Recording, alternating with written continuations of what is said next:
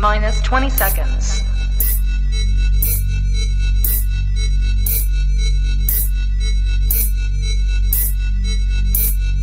10, 9, 8, 7, 6, 5, 4, 3, 2, 1. I traveled through the 7 levels of the candy cane forest, past the sea of swirly, twirly gumdrops. Then I walked through the Lincoln Tunnel. There once were these 3 brave young sprite men. They were a bunch of turkeys, if you ask me. They wandered into our village with the greatest stories. Here they are. It's gonna be great. Like and subscribe.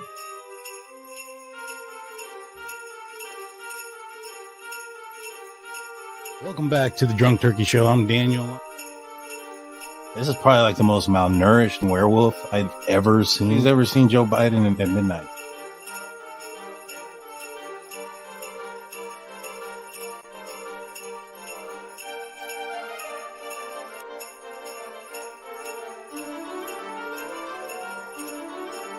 And Blue, you still got that rash or what?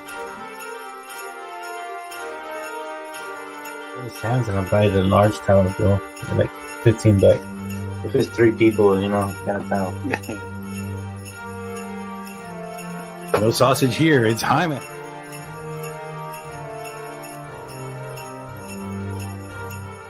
It was that age where, like, you have responsibilities, but not as much, and you can have a lot of fun too. So then again, she also looks like that girl from that movie Chapin.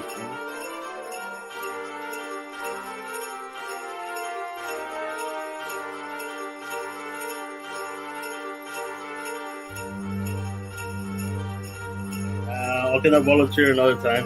Those anal glands can wait. Yeah, I'm sure they can. Welcome back to the Drunk Turkey Show. I'm Daniel. Alongside with me is my good buddies, Jaime and Big Blue. Jaime, how you doing tonight, my man? I've been better, honestly. Man, I hope you're feeling better, my man. Still under the weather from last week. Yeah, man. Yeah. I'm still not feeling 100%, but I'm hanging there for a while with y'all. And if I start feeling a little bit, sick, I'll let you know. All right, sounds good, man. I appreciate you being here. Big Blue, what's up? You looking very presidential today. Very honorific. What's going on? Is it Judge Blue today? It can be. Judge Injury. Judge Injury. Yeah. How you doing, man? You drinking tonight? No, I have to work tonight, so no drinking for me tonight. Well, neither am I. But I'm drinking some water. We have a couple of guests, some returning friends of ours, Sunny and Aspen from It's a Criming Shame. How you guys doing? We'll start off with you, Sunny. How's it going? Good, thank you. I'm probably in the same boat as Jaime. Not feeling the best today, but whatever, right? YOLO. Thanks for inviting us. Oh, you're welcome. Aspen, how you doing, my man? I'm good. Yeah. I haven't had very many free moments today, but I'm glad to be sitting down and I'm glad to be hanging out with you guys. So thank you for inviting us. Awesome. Well, I appreciate you being here. Long story short, I jumped on your guys' live not too long ago. You guys were talking about the Delphi case and some leaks that were going on. You can just kind of get us caught up to speed. What leaks were you guys referencing? I know it's a Delphi case, and I know a lot of folks, know that it's referencing some pictures. But for those that don't know, what leaks were they, and whose Reddit were y'all reading from? I'm going to let Aspen take over that one because, Well, for anyone that isn't familiar, back on September 18th or 19th, I believe it was, the now ex-defense team for Richard Allen, who's the accused unaliver of the 2 girls in Delphi, Indiana. They filed a memorandum in support of a Franks hearing that had it was 136 pages of information that's been highly contested since then. And ever since then, it's really just kind of been a whirlwind of information, speculation, accusations, drama. But it all culminated basically on October 4th when someone posted a picture on Facebook that was actually a picture from the discovery that was turned over to the defense in this case, which was a picture of the F tree, as it's been come to be called. What we didn't know on the 4th of October was that in addition to that picture being made public, there were, to my knowledge, 4 additional pictures that were of the bodies of the children that were unalived in Indiana that day.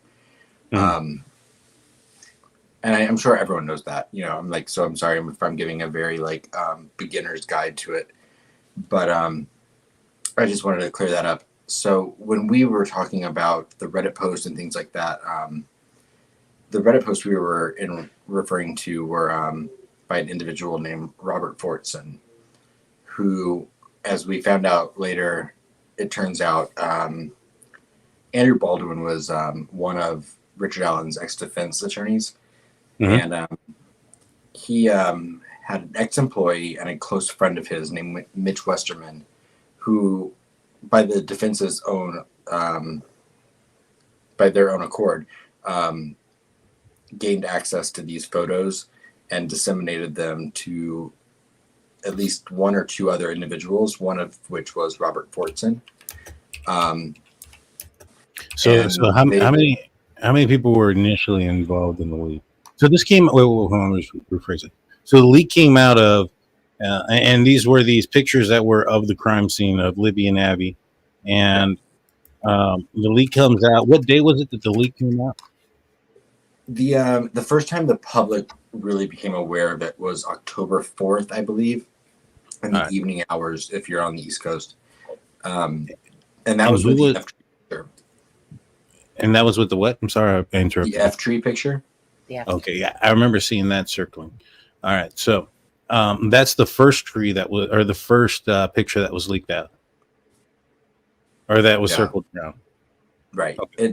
It then turned out that that a number of content creators and social media people were sent even more graphic photos of the girls from the crime scene through an email leak that, by their own admission, came from the defense's side.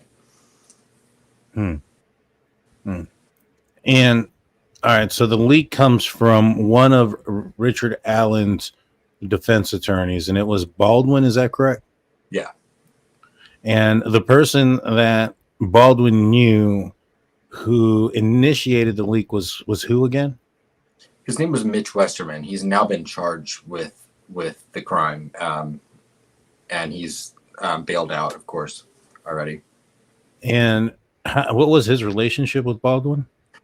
He was sorry, Sonny. I don't mean to hog the. He was an employee of Andrew Baldwin's law firm from 2015 through 2019, I believe.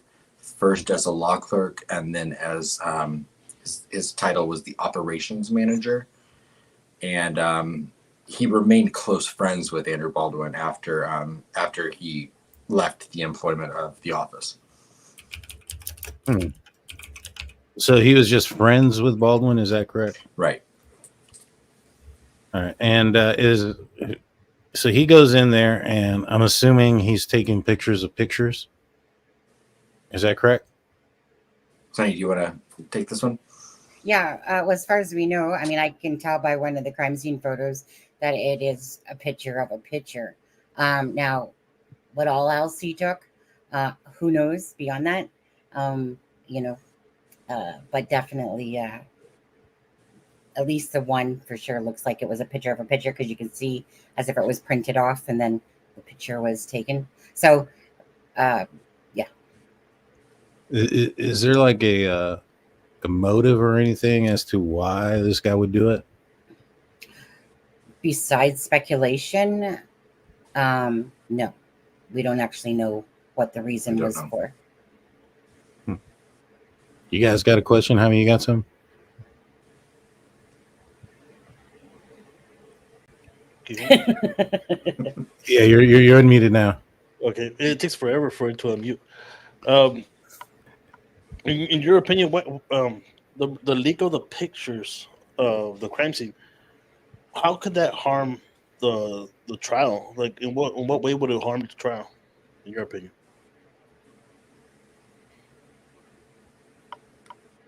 We'll start off with you, Sonny. How could it harm the trial? Yeah. Well, I think the whole gist of all this is that they were trying to push the Odin narrative out there.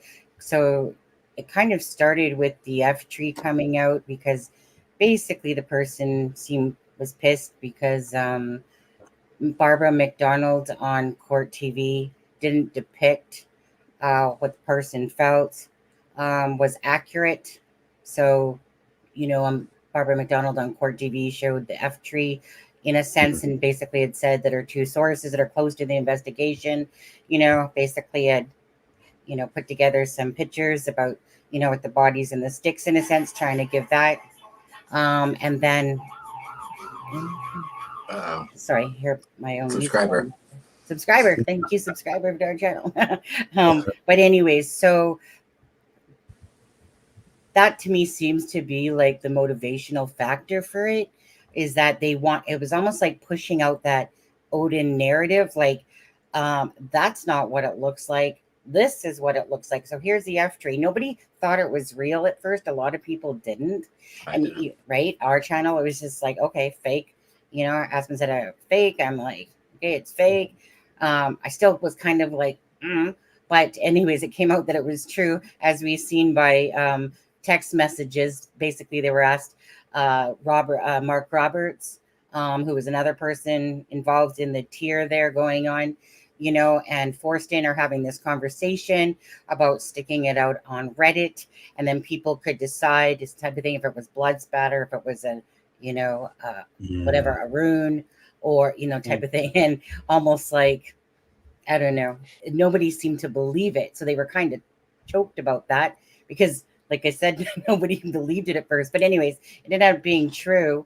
Then again, like I said, the pictures come out. And it just seemed to be like it was like, see, Barbara McDonald's depiction, no, this is what the F tree looks like. This is what the girls with the sticks on them look like. So to me, it was just them pushing that narrative. People that seem to be so invested in the case, in a sense, that they went beyond the realms of morals and anything else, just so that they could push it out there. Supposedly, the pictures weren't supposed to come out to the public, but you know how that goes. Which Mitch Westerman hands it off to Forston, and then Forston hands it off to Mark Roberts. Mark Roberts hands it off to pretty much everybody, or a lot of people. And then those pictures are now vast behind the scenes, but you won't find them in the public space besides people that got them through the emails. Yeah. So anyways, I'll leave it at that unless you want to ask more. I want to add to that. I'm not sure who the user you just had pulled up the comment on the screen, but I thought that was a very good point, because the state of Indiana actually made that point in their Supreme Court response today, and I believe they said it would taint a jury pool. Like I said, I apologize for not seeing that. There you go, and that's exactly what the state of Indiana gave as one of their reasons for the whole Supreme Court issue today, is that these pictures being disseminated into the public forum could possibly, I think it was in their words, excuse me if I am paraphrasing, but it could taint a jury to the point where they feel an unfair guilt towards Richard Allen if the public were to see these pictures, just because of the graphic nature of two dead children. And that's an important legal issue. And morality and legal are two different things in this case sometimes. But I think in that instance, both align, where a jury a potential jury pool seeing pictures of these children unalived is going to have an unfair influence on their decision making, but it also has a legal bearing that they might have crossed a line. I mean, so it sounds like the motive was to try to get a certain narrative, or perhaps just to get this, I guess, a narrative out there that he could be innocent. I think that's what court is for. You know what I'm saying? Like, court is for when the defense, they can then put out their evidence. Public opinions and stuff like this isn't where that's supposed to be seen or done. So I completely understand that. What are your thoughts on? I think that there was a ruling today, right? Where, well, you know what? Before we move on to that and move away from the last thing, persons that you had mentioned, didn't one of them take their own life? And if so, which one was it? And has there been any type of like note or anything that has indicated why or anything like that? I don't know which one of y'all would know. Well, I don't know. I don't recall about the note if there was, and it was Robert Kyle Forston that took his life. Basically, the next day after the investigators went and talked to him. October 11th. Yeah. So very sad. Not going to sit here and understand why. I can't see that this would be the only reason that someone would take their life, because it's not like it was the end all to be all to someone. So all I know is I feel sorry for the family and for him that he felt like he had to leave this planet on there. So it's too bad, because after reading all of his literatures in the Reddit post, because like the count was deleted, but there's programs that can bring that stuff back up. It's too bad. He was a very smart man, very intelligent. I almost felt like he was a lawyer, the way he was using like the word moot and all that stuff. But anyways, very intelligent man. I enjoyed as we were reading it, because he had a lot of things, both, like on both sides of the fence anyway, like, were the sticks left there intentionally to look like runes, perhaps they were, not. And I said, anyway, very intelligent man. It's too bad. Have you guys seen the pictures yourselves? Yes. Yeah. Okay. What are y'all's so when y'all saw them, we haven't seen them, so we have no idea what they look like. I mean, we've seen some interpretations of it. We've seen pictures and drawings and things like that. Do you think that those sticks just like if you would have seen those pictures without knowing anything about the case, anything at all, would you consider that it was a ritualistic? Yeah. An attempt, maybe, but not meaning just, if I didn't know nothing about the case, I would think that somebody left them there in a sense to portray that. Right. Mm-hmm. What makes you think that it wouldn't have been that it was somebody trying to portray it and not an actual, situation like that, ritualistic incident? Well, do you want us to compare it to the Odinism? Because if you want us to compare it to that, then obviously the F has nothing to do with Odin. They claimed in the 136-page memorandum that the F stood for Odin, and it does not. And first of all, you would have to actually believe that it was an F.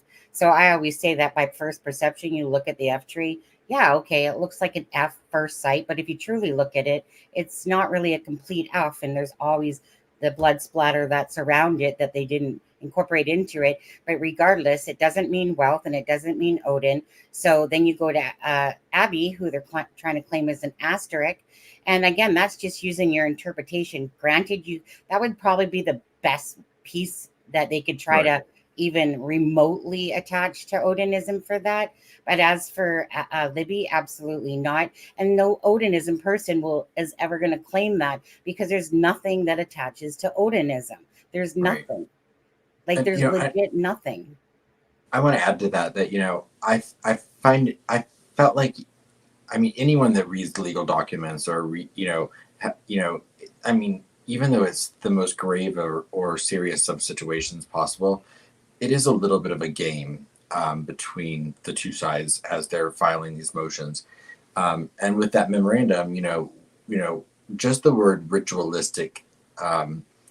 If you look at the FBI's definition, it's, and again, excuse me if I'm misphrasing it, but something along the lines of something that is personal to the person committing the crime, that's specific or unique to the perpetrator, that then stands out in all of their crimes.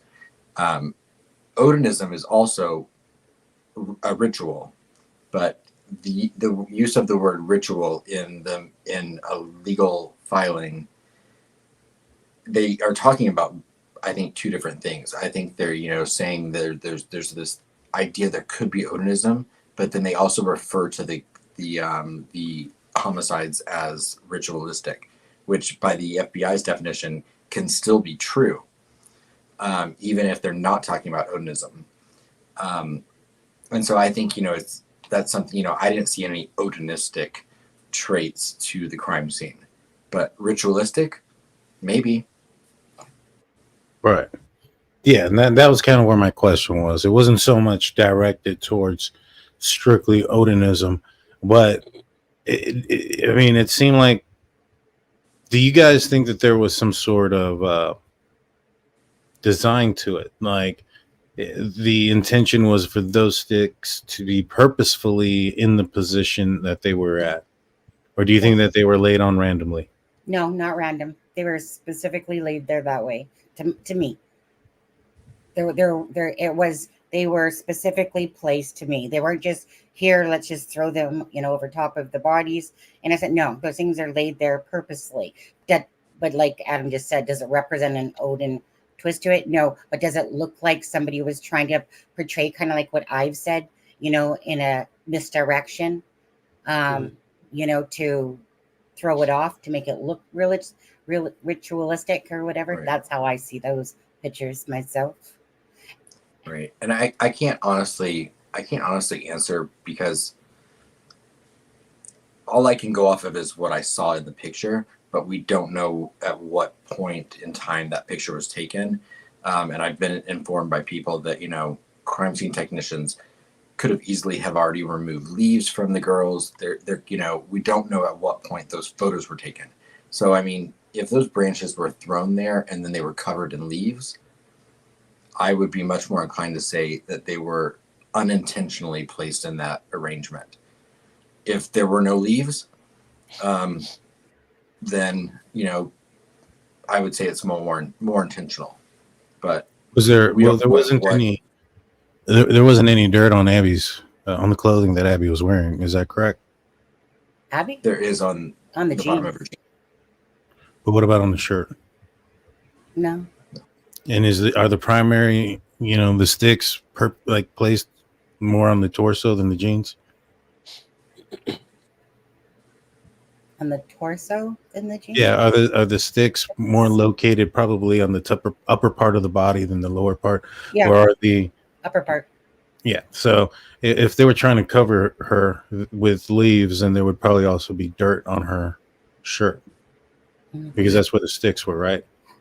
Yeah, let's be clear about these pictures. Okay, there's 4 pictures. There's 3 of Abby, 1 of Libby.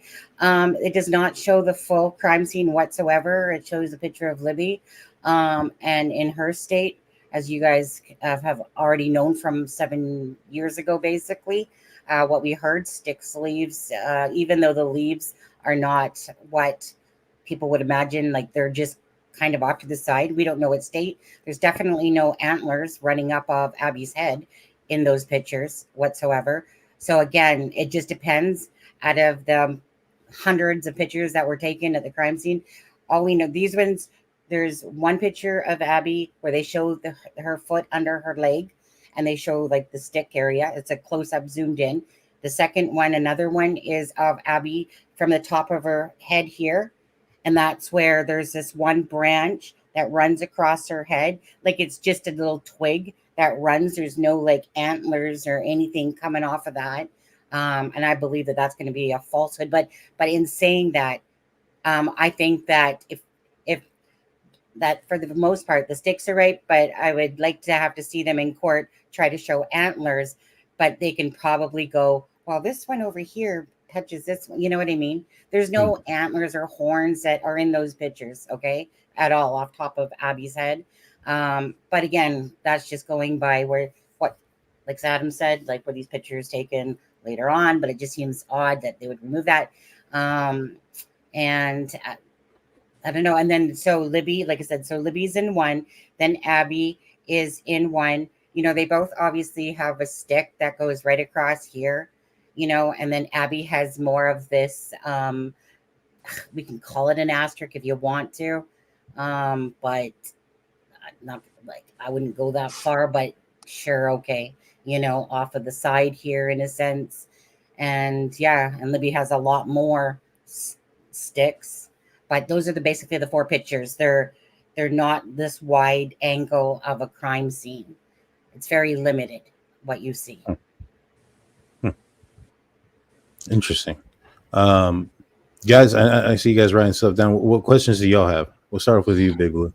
Or Jaime, you're unmuted, so I know that takes a while. We'll take advantage of it. Right. Like I'm starting to leave it unmuted, but I'm scared that y'all can hear my breathing. So like, it's okay. What's it called?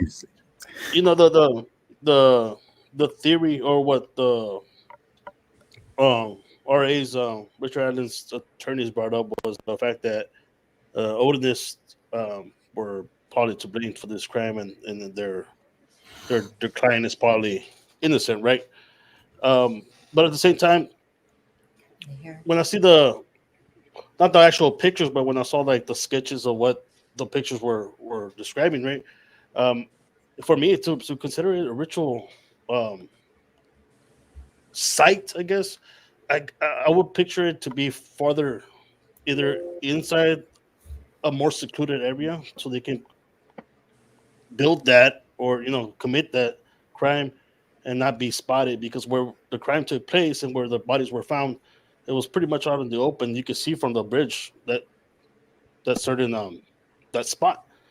Also, like when it comes down to the Odinistic symbols, right? We always talking about like how not always, but they were saying that they're trying to frame RA. How come we do not think that maybe RA had a problem with one of these people in this cult, and he was trying to frame them? It would explain why the symbols are not correct. But at the end of the day, he just left witnesses and left some sort of evidence behind to point them to himself at the end of the day. Or not so much of that, but what about a message to the Odinists? Is there any ties from the victims' families to Odinist group? Any of their family members part of that Odinist group? Well, if you, and that's a hard thing to even like answer, because it's like, you have to distinguish small town America versus, important ties. But, a self-admitted Odinist, his son was dating. I don't even know if that's the right word to use, but Abby. So, there were ties, but I grew up in a small town in Illinois, which is, of course, next door to Indiana. And I probably have ties to Odinism. Right. But Brad Holder. That's right. Did he ever spend any time in jail or anything? Who? Brad Holder? Oh, Yeah. I haven't looked him up. I wouldn't doubt it if he has. I can't remember. Probably has some sort of record. I wouldn't doubt, but I haven't looked him up, to be honest with you. Didn't care enough about the guy. I looked at him, talked to him. He was investigated by ISP. We don't know to what extent, but enough so that I guess they interviewed a few people connected to him more than once, and he was apparently alibied at work that day. But that is an allegation that the ex-defense team was trying to allude to in that memorandum. Right. Yeah, no, they were trying to allude that he was responsible for it. but he apparently was at work and then he went to a gym across the street. It's 2017. I'm assuming there's cameras and some sort of like card device to sign into those facilities. But to do something like this, it's in my opinion, a couple of reasons, right? When you stage something like this, it's self gratification if you're staging them in a certain particular position for to relive the crime scene. You'll take pictures and things, or person will take pictures and things of that nature, and that's why they probably had, like in the Ronald Logan search warrant, that they were, and probably also in Richard Allen's, but they were looking for camera devices and things like that. It's because of the staging aspect. It's when people are wired wrong, that's what they get off on. And so they'll take pictures of those type of things. Another reason would be if they were trying to leave a message, whether it was a mark or, their own mark. If it was a ritualistic type of thing, that would be a self, message, or sending a message to somebody else. And I think if you look at the area, is that the capital area of Odinist? I've never heard of this before. What I'm saying? Well, I think there's definitely a lot more Odinists around there than what people think. Shit, I didn't even know that Nick Edwards, the one that sent me the message before, was an Odinist. And then I went to his Facebook, and he's got freaking Odinism City, and that's the one that was the whole Garrett Kurtz line, Sheena Palladino line. But anyways, I decided, because somebody asked me if I had a picture of Nick, and I went to his Facebook, and I'm like, dude, he's literally dressed up for freaking Halloween, like got a hatchet, and he's got his whole Odinism stuff. And this is when I probably realized, I'm like, dang, you people are all over the place that do Odinism, probably a lot more than what people think I'm thinking. Because here you have like Chris Mathis with Odin runes, Astro runes or whatever on his neck. And it's like every time you turn around, but because we heard of Odinism like a long time ago, but it wasn't something I dived into. We were looking at gangs, and Blaine was talking about runes and stuff like that. But it was only when this came out, then all of a sudden it's like, hey, that's what's on Chris Mathis' neck, is these Odin runes, and then all of a sudden it's like hindsight's kind of showing you that there's a lot more people that are into that stuff. Are they, to y'all's knowledge, are there any bikers in the family, like gangs, bike gangs? Oh yeah. The victims' families. I mean, bike gangs or bike clubs, I don't know. I mean, but there are definitely, I think both sides, both of the victims' families are associated with bikers. Bikers. Right. How far that goes? No. Right. No, it's because I've heard that the Odinism gang was something like a bike gang, like a motorcycle. That's what I was joking. I'm like, so who's really into Odinism, and who just watched the Viking show and Sons of Anarchy? I think that's how Big Blue got involved. Blue, you had a couple questions written down. What do you got, man? Yeah. So one of the questions I had was, you mentioned one of them got bailed out. Did they say how much he had to pay for bail? Like, what's it?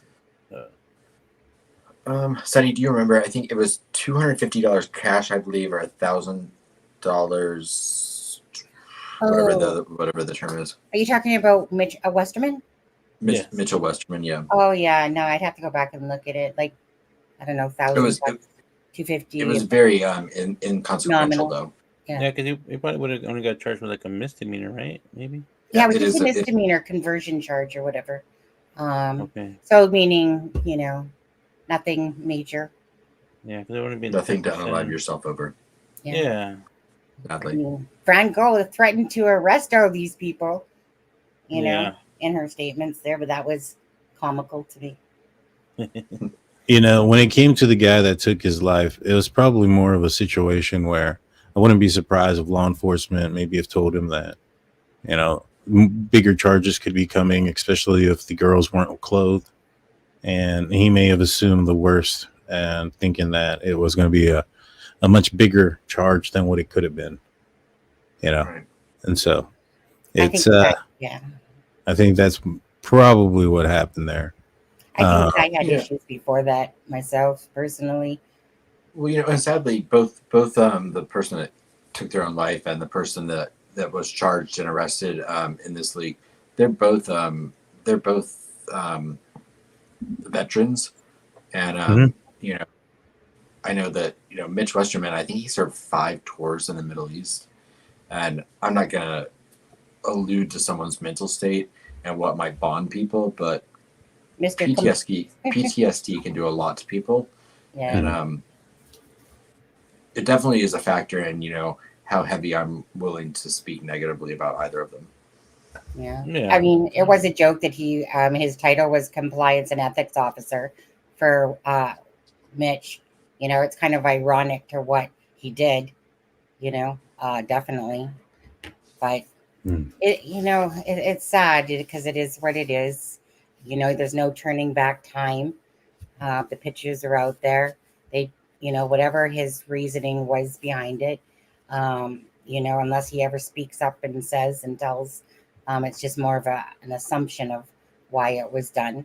And like I said, I believe it was so that they could project it, kind of like the whole 136 thing. It was just, oops. Here's 136 memorandum telling about the crime scene and everything and blah, blah, blah, blah, blah. There you go, public. Oops, type of thing. I don't know. The one aspect. Okay. No, sorry, go ahead. No problem. The one aspect that I've been thinking about is, has anybody talked to the families after the release of the photos and see how they felt? I haven't seen it anywhere, that I know of. Well, yeah, they're not happy. Simple as that. Mhm. That's pretty much Yeah. it. They're not happy. Hence why Becky said, "You want to look at photos? Here's some photos. Look at the girls." And then she put pictures of Abby and Libby, in their beautiful state. Yeah. So But they're of course not happy. were they thinking of a civil lawsuit against the lawyers for the leakage? That's another question that I've not heard I any would. mention of that, but that's absolutely probably possible. I mean, I don't know what I'm not a lawyer, and Yeah. so I don't know if any of us would know what grounds You that know would what? be. But I have seen a message also where one of the family members talked about the photos a little bit more intimately, and it was heartbreaking to read because she talked about I mean this was a 13 and a 14-year-old girl, so imagine unclothed photos of a 13 or 14-year-old girl going around social media and just the natural insecurities we have throughout all of our lives, but especially when we're that age. Right. And what kind of weight that would have on someone's memory of someone. Yeah, no, I get it. Yeah, I hadn't seen anything about them, so the families Yeah, yet. So. it's really sad that the victims keep getting victimized in all this, to be honest with you. That's what's heartbreaking. At the end of the day, I don't, whether it's Richard Allen or not, the jury of the peers will decide, if there's enough evidence to convict him, type of idea. It's just about Abby and Libby. You just want justice. And you feel so horrible that the families have to keep going through these. They're bigger than hiccups. But that they keep having to suffer and they can't ever seem to get to that point where, it gets to trial, that maybe at some point that there's some possible, I hate to call it closure. That's what I feel bad for, is that you just want Abby and Libby to get their justice. If Richard Allen is a perpetrator, that harmed those poor girls and whatever, and he's found, guilty in the court system, then so be it. You just want a fair trial. They're both ways, but you want the families to go through not as much suffering as those poor families have been going through. Honestly, It's just one thing after another, sadly. Yeah, no, sadly, my thought prayers go out to them because they're reliving it day by day. The more, it keeps being brought up. Yeah. And Richard Allen's family too. I will say, everyone deserves a fair trial, and my heart goes out to the family of Richard Allen as well, because they now have to deal with this year-long, Well, extension to the trial, and he's got to sit inside that facility for another year awaiting trial. Grant, I personally believe that that's all because of the actions that were taken by his prior defense team, and I hold them responsible for that. But the casualties in that are, not just Libby and Abby's family, even though they are the most important, but Richard Allen and his family, should be noticed as well, because, they should have the rights as well. Right. Here recently, there was a court transcript of the, I guess, in-court session that the judge had with Richard Allen's previous attorneys. Did you find anything in there that was alarming? Did you find anything in there that you would say, the judge was improper, wrong, made a mistake, shouldn't have done that type of, any of those type of things? We'll start off with you, Sonny, and then Aspen. well, that's what this is all going through now. If she overstepped her grounds, and if no, did she not? Did she take away Richard Allen's Sixth Amendment right? That's exactly what all this paperwork and that we're going through now. So, only because we're not lawyers, and that's why Travis, so kindly comes on, or the defense diaries, talks about it and stuff like that. At Prosecutors Podcast, so it's one of those things that for me, I don't know that process. So almost everyone that's talking is saying, that's a lawyer, is saying that, yeah, she took away Richard Allen's Sixth Amendment rights, and that's not right. She's breaking the ACR rules. And again, and then the process of, while we are at telephone calls and emails, and that they're saying that they were ambushed, that they should have been at least prepared to show their side and stuff like that. And that she didn't follow the proper process of how it's supposed to go. Then you hear Kara talking on the defense diaries, and most I'm blurry. Hold on. Most lawyers, they literally have no clue what's exactly going to happen at the end of the day. And that's what we're in the midst of right now. So yeah. I'm just waiting to see. I think I read through some of it. I haven't read through all of it, but I've read through some of it. And from my understanding, it was that the judge found the actions of the defense attorneys to be negligent and so bad that they were going to be taken off of the case regardless. Right. And that she basically gave them an option, either withdraw or I'm going to have to bring this out in public, which could, it could hinder their reputation. It could also cause an issue with their license, things like that. And from my understanding, that's where it went. It wasn't necessarily a threat. It wasn't necessarily any of those things. It was like, hey, this is what I'm going to do. You can prevent it if you want to, withdraw. It's up to you. But my intentions are to do this. And I don't see how that's bad. Well, I think I agree with you, Daniel. It really, right. It really just boils down to, did Judge Frangel follow the proper protocol? And so those are the two really issues there. Did she follow the proper protocol for that October 19th, which she basically said, look, I'm going to be disqualifying you guys from the team. So you can either do it this way, or else we're going to do it in the hearing, in a sense. And basically you're going to be off the case. And then the Sixth Amendment part, that's really that's what's up in the air. Did she give him an ultimatum at any point? Have y'all read it? Yeah. Yeah. We've read all of it, yeah. So was there an ultimatum there? Like, hey, either withdraw or I'm going to file this, or is it more like, hey, this is what's going to happen to you? And they're like, well, we'll just withdraw. Yeah. Is more the latter, the second part? The second part is how I mostly took that as, here's, these are your options. Think about what you want to do. But this is the way it's going to go. Right. That's how. Yeah, she said, this is, you can either withdraw or the state can present their witnesses, present their case. I'll read a statement, and you'll be disqualified. So that's what, where like the whole conundrum falls is, do you take that as an ultimatum, or do you take that as she gave them options? And that's what the Supreme Court will have to decide. Well, I thought the Supreme Court said that they weren't going to decide. Well, the Supreme Court has not issued a decision yet. The Attorney General filed a response today, and Judge Gold filed a response today.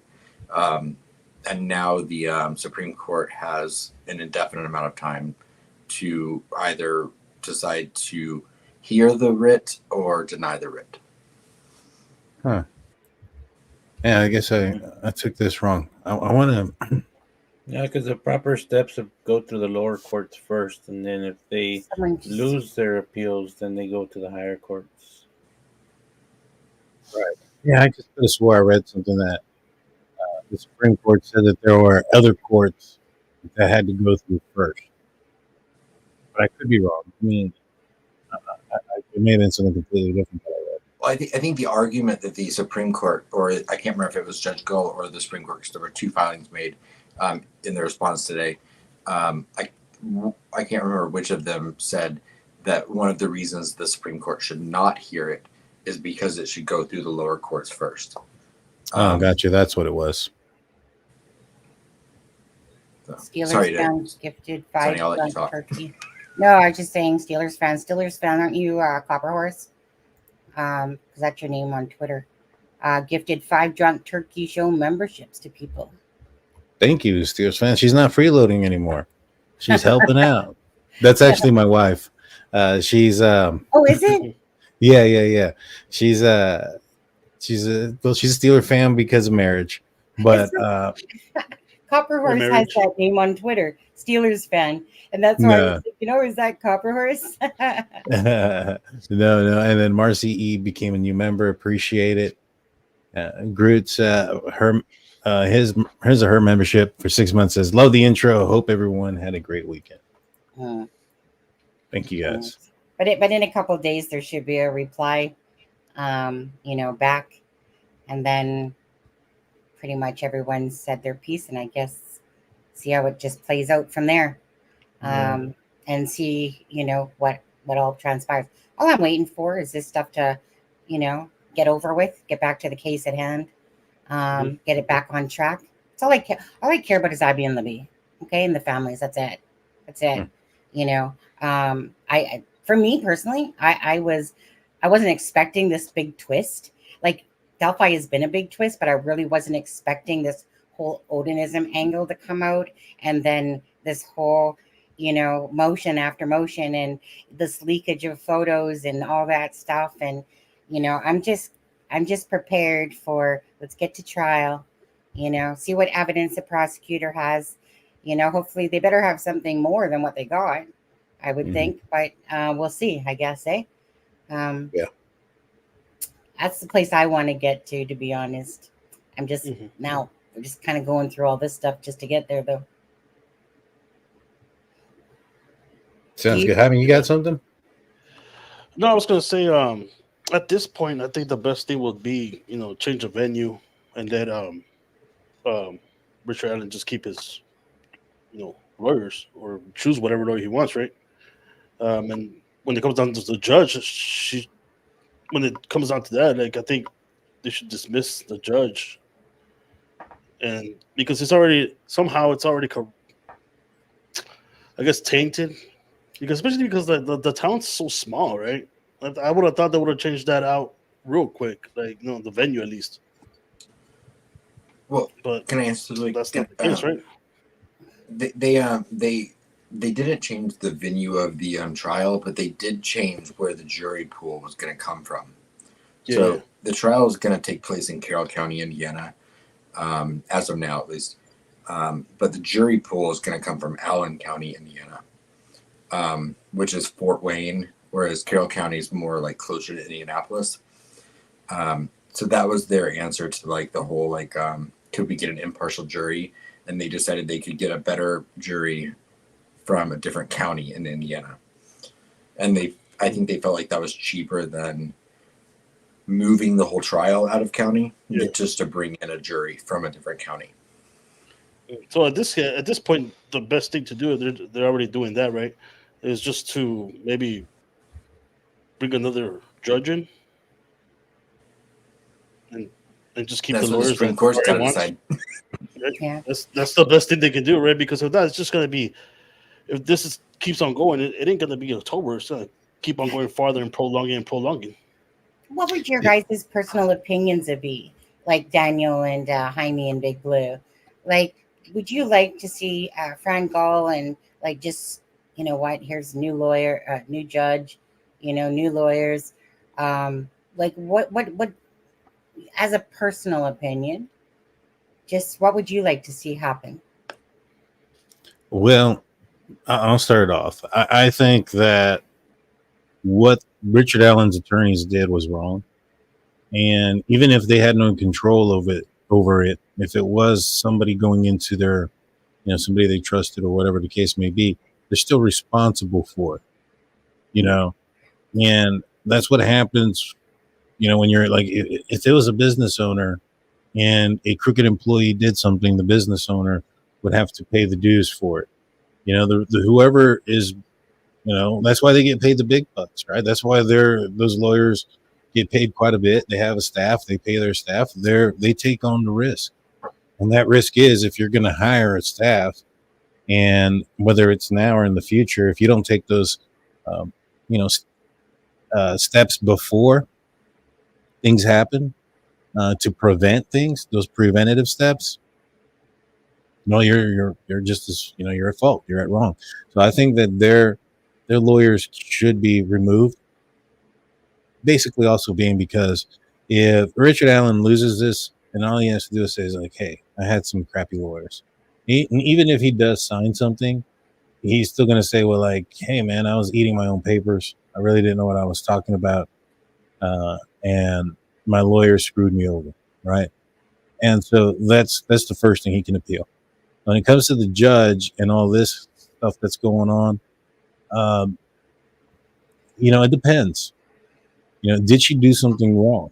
Like, if she did, then yeah, she should be removed. If she didn't do anything wrong, now I don't think that it's a slippery slope to go down.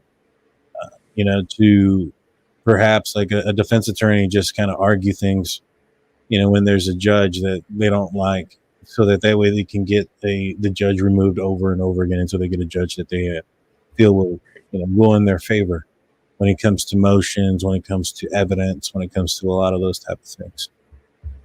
So that one's a question mark, though, you know, because you have the optics behind it. You have, I think it was her Facebook friend who ended up being the attorney assigned to it. You talking about Liberato? Yeah, I'm not sure which one, but yeah, I know one of them was.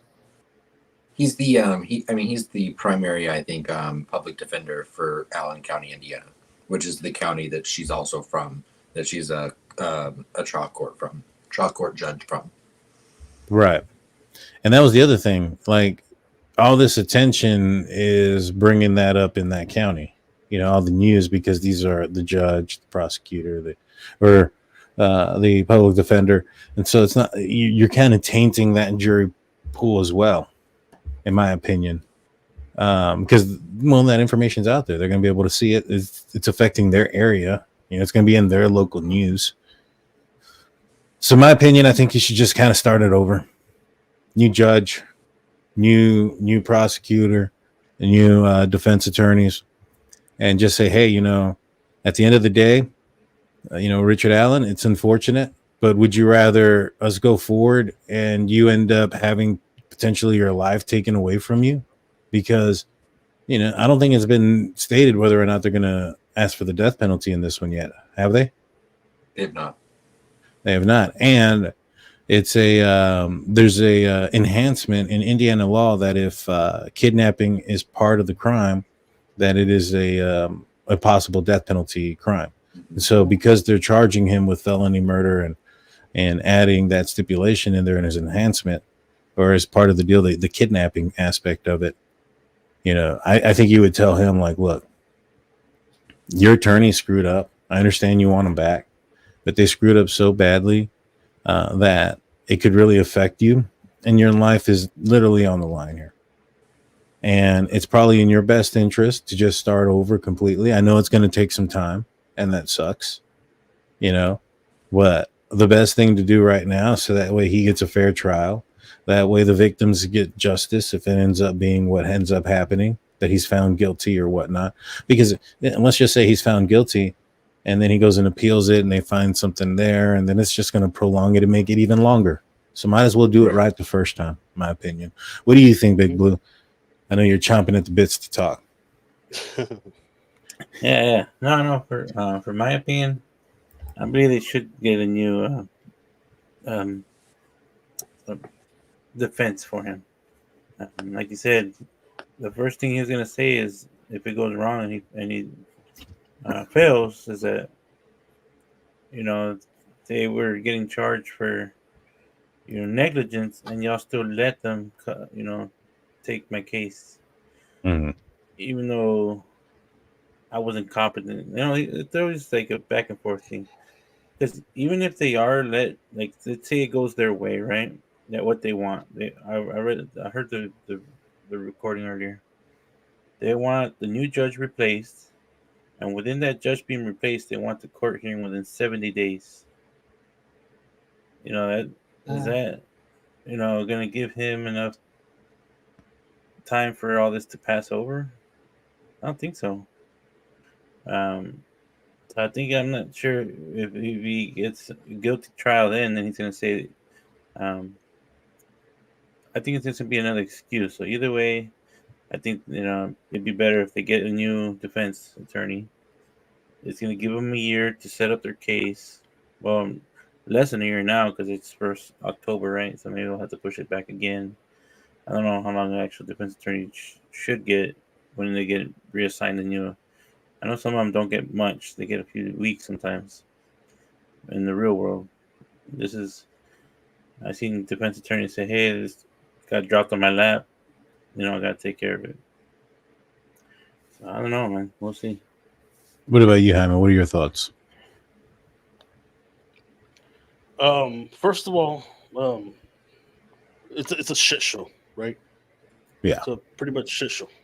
That's a given. And this stuff about bringing the jury pool from, what was it from? Fort what's it? Allen County, Fort Wayne. From Fort Wayne. Yeah. That's fuck the money, man. Justice needs to be served. This shit, man. You know what I mean? Fucking change venue.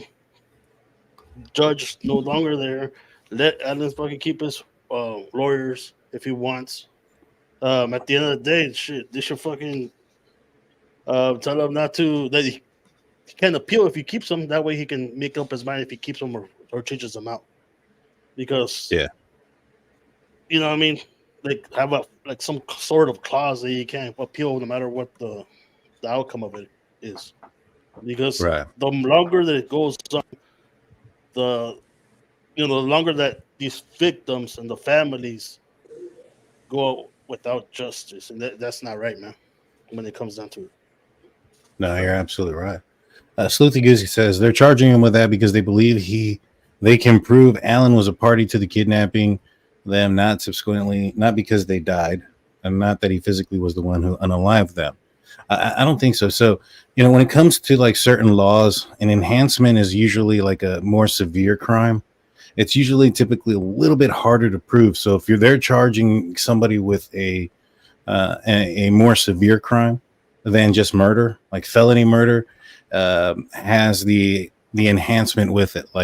They also committed another offense alongside with it. It's actually a lot more difficult to prove or to charge somebody with than it is to charge them with just the regular murder, because the only thing they have to do is charge when it comes to the murder aspect is prove that they or charge them or whatever is prove that they took that person's life and that they're responsible for it.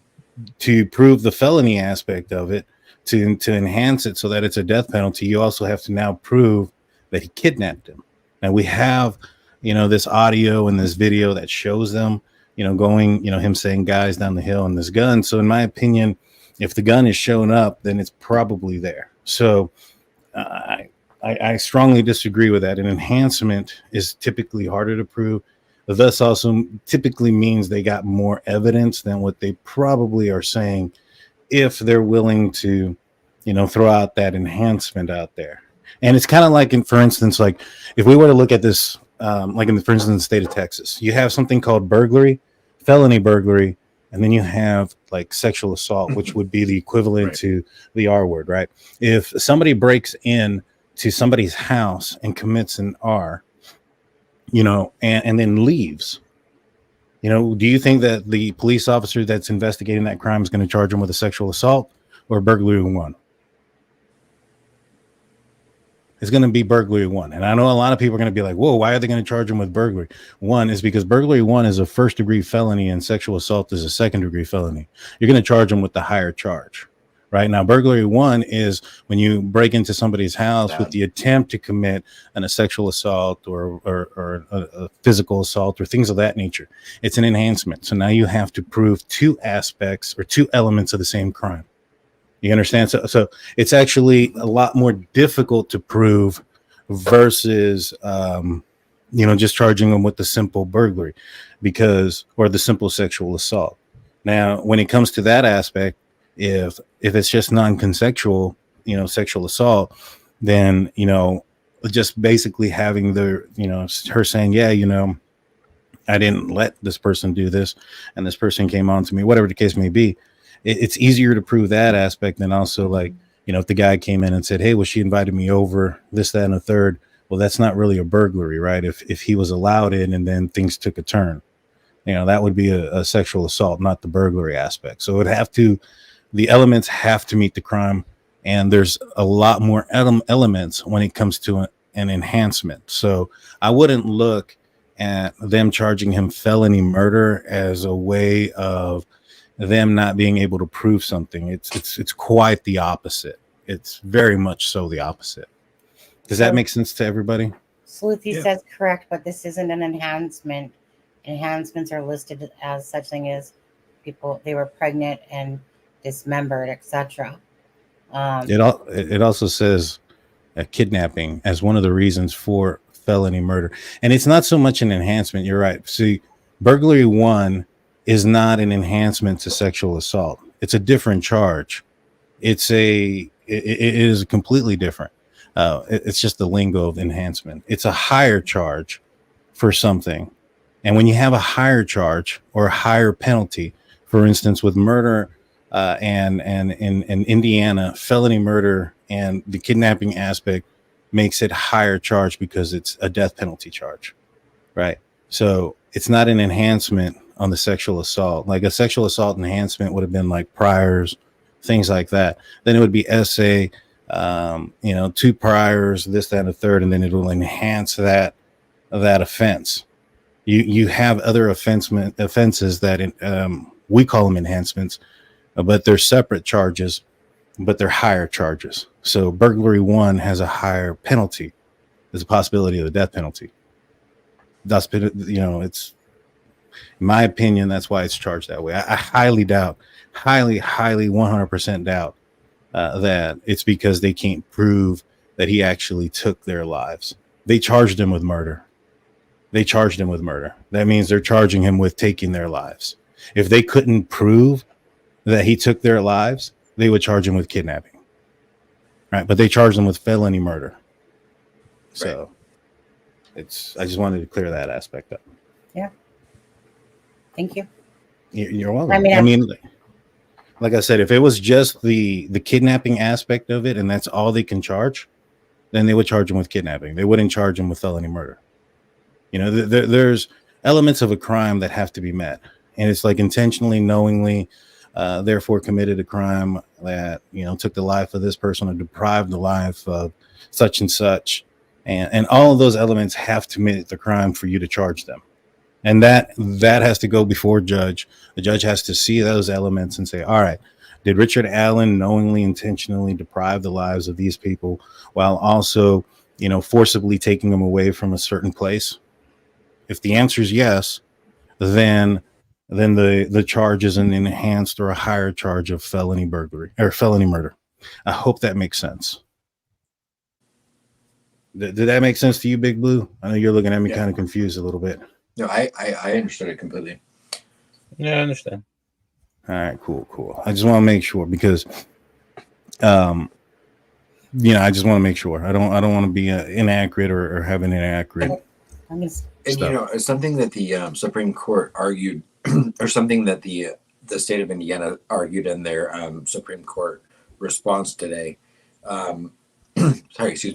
was that the issues that the defense team was putting before the Supreme Court don't constitute legal standing to be there at the moment they're there. They're saying that these are issues that should be brought up on an appeal basis, which again, is that satisfactory for, anyone involved? No, but is that the correct legal, reasoning? Possibly, and that'll be up for the Indiana Supreme Court to decide. But I think that, there's an argument, and I'm not taking a side in this, but I think there is an argument that, Richard Allen even has more of a reason to say he had ineffective assistance of counsel now that there is this huge argument against the ex-defense team. Because if Richard Allen gets convicted, what's going to stop him from saying, my ex-defense team, this, or if say they get reinstated, what would stop him from saying this was ineffective assistance of counsel, and there's this reason, and this reason, they're all now court documented, not even just accusations, but admittances that came from those two attorneys. Gotcha. Right. And hold on one sec. And like I was saying, and the thing is too, when it comes to, and I just want to just reiterate one other thing on that last thing we were talking about. It's the defense's team that is accusing or saying that there were other people involved. It's not the prosecution who's saying that there's other people involved, right? So when the prosecution says that there's not other people involved at this point because they're not charging anybody else, then they're basically charging solely Richard Allen and charging him with felony murder, which they're accusing him of not just kidnapping the girls, but also taking their lives. Okay. Now, if there was something out there that said, yeah, there's other people involved, things like that. But from all indications, even I think the defense's paperwork state when they asked law enforcement if there was an open investigation, if there was somebody else involved, if Brad Holder had something to do with this, then they tell the defense team, they advised them to ask Richard Allen if Brad Holder had, hired him or told him to do it or did whatever those things. So law enforcement and prosecution think that it's one man show, in my opinion. I haven't seen anything that says otherwise from prosecution. Now, prior to Richard Allen's arrest, was there anything that said that there could have been multiple people? Or did the prosecution or law enforcement say that there was multiple people? Yeah. I think even after his arrest, they said that they didn't want to release things because they were still investigating possible other people involved. But that was a long time ago. What they knew then may not be what they know now. And what they know now might only put Richard Allen there. And what they knew then may not know. You know what I mean? I think the biggest misconception when it comes to law enforcement in cases is people assume that evidence is there day one altogether in a folder. Like, for instance, in the Bryan Kohberger case, we get a lot of folks that tell us, hey, they knew Bryan Kohberger's name since November 25th. They had his name then, blah, blah, blah. And my response is, yeah, November 29th, they found his car. But that officer didn't, teleport to Moscow, get in front of, Sergeant Payne and say, hey, I found the car. No, he had to write up a report. That report had to go up the chain of command and had to cross over, and it had to be sorted through the thousands of tips that they had. So just because his name came up that day doesn't mean that it was in the hands of Sergeant Payne. Just like in the Richard Allen case where, Richard Allen went and told them supposedly, February 2017 where he was, but he didn't become a suspect until here recently, right? So do you guys think that are there more people involved? We'll start with you, Aspen. Do you think it's a one-man show? See you later, Big Blue. I know you got to work. Yeah, I gotta go to Hey, work. Big Blue. Nice seeing y'all again. Y'all take care. Sunny, nice seeing you again. Okay. Have a good night, Big Blue. Big Blue, Yeah. I love Yes, you, ma'am. buddy. Nice to see you again. Nice to see you again too. Thank you. Charmaine, I got my heating pad. Thank you. My husband just brought it to me on there. Yeah. I don't know. Sunny and I's answers might differ on this a little bit, but I will say that given the information that I have so far and what I've seen so far, I feel like if there were other parties involved that they could prove, or that there was real evidence pointing towards, we would have seen another arrest by now. So at this moment, unless I see evidence that I've not seen yet, I'm going to say that whoever committed this crime alone. What do you think, Sonny? Do you think it was a single person job, or do you think there's a possibility? Well, I was all convinced that it was more than one person for sure. But then I was convinced about a lot of other things that have come to be wrong as well. So I think, so I got to the point, especially after seeing the pictures, that one person could do this. Because although the pictures don't show the crime scene fully, well, I don't see any freaking big ass bunny in there, and I don't see a lot of the things that have been going around from Robert Lindsay and stuff like that. And that's just to the point of seeing in the sense around the girls. So when I just see so far, knowing that there's like the sticks and how they're placed and stuff like that, it's definitely one person that's capable of doing it.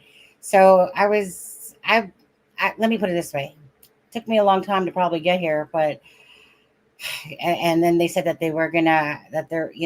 that more people could be involved in the prosecution. I just wanted to say too, that I think that the prosecution in general, like meaning that this whole thing of Abby and Libby's case, I think that they all suck, all of them. From both sides, they just suck. They have legitly, okay, from the screw ups to the mess ups, it's just ridiculous of it all. From the calling off to the dogs to the not taking the sticks, etc. And then we keep hearing rumors lately about stuff. I'm going to stick with one person. Did this. My gut was never there, but I'm willing, after I seen the crime scene photos, to believe that one person could have committed this. Richard Allen, where the heck did he come from? No freaking clue. He just pops out of there, out of, all these meth heads, all these other people and stuff like that. All of a sudden, this guy, Richard Allen, just pops out of nowhere. But do they have a bullet? Do they have confessions? Do they have this? We'll see. We'll see how it all plays out. So at this point, I want to say this, Daniel, I have no clue about this case anymore. No clue. I'll say this, as far as my opinion goes on it. I haven't seen the pictures myself, so I honestly don't know. I don't know if it's a one-person gig or not. I think prosecution thinks it's a one-person gig. I think that when everything comes down to it, I think the Kleins ended up being a not so much misdirection purposefully, but kind of like this guy was being a dirty douche or whatever you want to call him, and he was contacting young ladies in that area, and unfortunately Libby was one of them, but I'm not 100% certain that he had anything to do with the actual crime that was committed, the murders themselves. You talking about Richard Allen? Sorry, I'm talking about Keegan Klein. Oh, Keegan Klein. Oh yeah. Yeah, I don't think he was involved. No. I thought that maybe perhaps he sold a phone or something like that. I thought maybe that was his involvement, but I don't know. I hear Fields' statements, Elvis Fields, I almost called him Justin Fields, which is the quarterback for the Chicago Bears. So, sorry, don't sue me, Justin. You know, his words are a little bit concerning. You know, his statements. I do believe that he said what he said. Whether or not they're real or true, I don't know. But I do find it to be kind of weird, some of the statements that he says. Right. Well, can I mention that, you know, I've heard a lot of people like use that exact thing as an argument for Richard Allen's innocence. No, I don't think he's innocent. And what I'm about to say, you know, it can be flipped on two sides of a coin, but I find a lot of people that are trying to claim that Richard Allen's innocent by saying that Elvis Fields admitted to the crime, but in doing so, they're also ignoring the fact that allegedly Richard Allen admitted to the crime. So, you know, I feel like there's so much selective information that's going into people's narratives when they talk about this case. And I feel like, you know, and again, I realize that, you know, the same people that say, oh, well, if you want to believe Richard Allen's confession, then why don't you believe Elvis Fields? So I get that. But then, you know, you could also play into the 2 or 3 other people that have admitted to this crime prior to these two. So I just find you can't pick and choose which information you want to use when you're making an argument. Yeah, I mean, Richard, and I think objectivity is important for everyone. Sorry, Sonny. Absolutely, no. I'm cutting you off here, so I'm sorry. But my thing is this: we went down this whole Elvis Fields the other day. Remember, I told you before, Danielle, that you know I never really cared about the guy because I don't even believe in the whole Odinism line. But you know, we talked about it because I did become interested in it. Bottom line is, Richard Allen says he's there. He was there, you know, at the Monon High Bridge that day. He's got confessions going on, whatever. You got a bullet, an unspent round, etc., etc. Where's the DNA? Where's the antlers off of Elvis Fields? Let alone he didn't have a car. You know, yeah, he might have said it to his sister and his sister's going to pass a polygraph test because obviously he did. I just think with Elvis Fields, you could pretty much wipe away his own story, but like DNA would be at that crime scene if he spit on the girls. I just think that guy is like, you know, inserting himself like others do. But like I said, so you can sit there and pretty much take away his whole time frame, you know, with his phone, like how he would get there, first of all. And again, usually there's a bunch of people that did list at one point, like a whole Odinism thing and stuff going on. There would be DNA. Come on now, right? Someone would talk, whatever. Anyways, Elvis Fields. So for me, after even looking at it more, like I said, there's nothing to connect him besides what he said to his sister. There's nothing to connect him to there that day. But there is to Richard Allen because didn't he leave his phone at home or something like that day? Like his phone has like no movement on that day. It was like at his house, right? Like suspiciously no activity whatsoever. Right. So like, right. But he was home. Maybe. I mean, he could be at home and just asleep, not on his phone. I think the actual document said there was no activity on his phone from 9:30 a.m. until 7:30 p.m. if I remember correctly. Right. Takes which 2 hours. He lived. I mean, if you really want to deep dive the whole thing, he lived in Rushville, Indiana, which is 2 hours from Delphi. He did not have a car, or he did not. He didn't have a car. He didn't drive, one of the two. But he would have had to have left his home by 6:30 a.m. to be spotted where people allege he may have been spotted at 8:30 a.m. But that then, you know, plays into, well, then where was his phone at 9:30 a.m.? Because the law enforcement clearly have that if that's the time they listed in the legal document. So, right. You know, that would be an easy answer to that, which the defense team, when they made that statement, they didn't answer. That's assuming that that's assuming that the person that they saw at 8:30 or 9:30 in the morning was in fact Elvis Fields, because he said, I think he said that there was two other people involved in this. He said it was him and two other guys. So let's assume that one being Richard Allen and him himself. Is it possible somebody from Delphi was out there checking the trails, maybe perhaps doing something out there? Because, I don't see any way possible that this is not premeditated and this is not planned to have happened at that point, at that time. Now, to those victims, is it possible that they are random? It's possible. Now, if we were to go look at the probable cause affidavit, and let's just take Richard Allen's name out of it. Somebody drove on 300 North heading towards the CPS building and parked there. Right? Somebody was walking at the trail at 126 that these three juveniles, or at 130 that these three juveniles saw after they took a picture at 126 on a bench. Right? And somebody committed, this crime. If this was on purpose, right? Why would they be coming from, that direction? Let me just pull it up because I know it's kind of confusing. Why would they be traveling on 300 North, heading towards the CPS building from the back? Now, in the probable cause affidavit, it does not mention Richard Allen being seen leaving the area.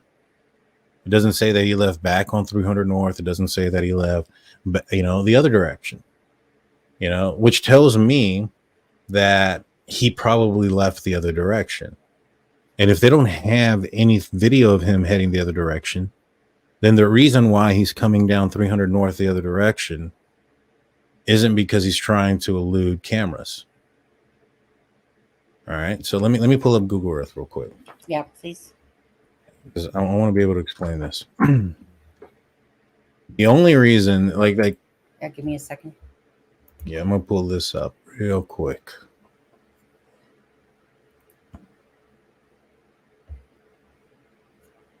All right.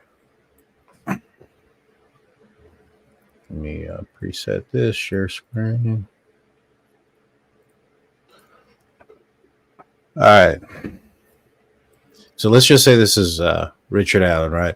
Richard Allen lives here. This is Delphi, Indiana. This is Richard Allen's home. This is Richard Allen's work. All right, and this is the city of Delphi. Richard Allen was traveling apparently at 126 westbound on 300 North. My question was always, why is he traveling on this back road heading in this direction? You're moving the most around so fast. So this is 300 North, right? This is where he's captured at 1:30 in the morning on that Hoosier Harvest Store video. And he's traveling westbound. He lives westbound of this area, and his workplace is westbound. My question was always, why is he traveling from this direction? Could he be coming from the cemetery? Could he be coming from Ron Logan's house? Well, if I'm not mistaken, Kyle Davis showed us a map, basically and he kind of had the route going almost like the back way, and then coming past it on the west side. I remember Kyle Davis drew a map a while ago of which way he would have gone, which was more the way that you're, in a sense, the back way, and then coming up, obviously going west past the Hoovers Harb Store.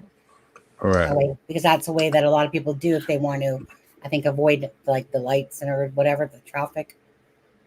Right. Well, why wasn't he picked up coming back out of there then? Exactly.